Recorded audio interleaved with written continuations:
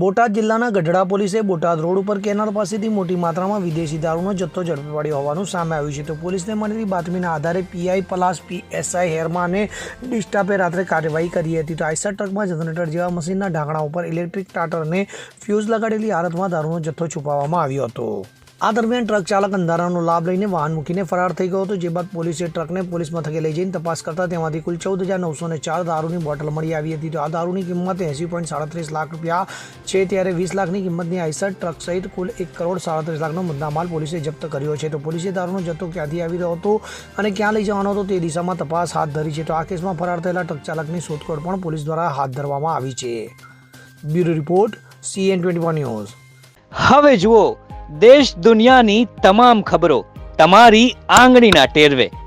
ઉઠાવો મોબાઈલ અને Google Play Store પરથી ડાઉનલોડ કરો અમારી CN24 ન્યૂઝ મોબાઈલ એપ.